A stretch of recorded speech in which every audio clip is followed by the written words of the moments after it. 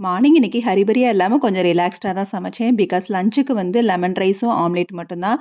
பிரேக்ஃபாஸ்ட்டுக்கு இட்லி ஊத்திரலாம். அதுக்கு தக்காளி சட்னி ரெடி பண்ணலான்னு ரெடி பண்ணிட்டு இருக்கப்பயே மல்லித்தழ நெறைய இருந்தது. சரி மல்லி சட்னி வச்சு ரொம்ப நாள் ஆச்சுன்னு சொல்லி வைக்கலான்னு பார்த்தா, டக்குன்னு சடனா ஒரு விஷயம் வந்து ரொம்ப நாளா செய்யாம இருந்தோம் அப்டின்னா, அது நம்மளுக்கே மறந்து போகும் போல. சரி அதனால வந்து இன்னைக்கு வந்து கொஞ்சம் ரெகக்னைஸ் பண்ணி தான் நான் வந்து வைக்கவே ஸ்டார்ட் பண்ணேன். ரொம்பவே சிம்பிளா தான் வைப்பேன். அதுவே எனக்கு ரொம்ப நாள் ஆனதுனால மறந்து போச்சு. மல்லி சட்னி வைக்கிறப்ப கொஞ்சம் புதினாவையும் சேர்த்து வதக்கணும் அப்டின்னா, செம்ம டேஸ்ட்டா இருக்கும். அந்த ஃப்ளேவர் ரொம்பவே நல்லாருக்கும். மார்னிங் ஒரு நிமிஷம் மறந்த உடனே தான் திங்க் பண்ணேன். எந்த ஒரு ரெசிபியுமே வந்து ரெகுலரா வந்து செஞ்சுக்கிட்டே இருக்கணும்.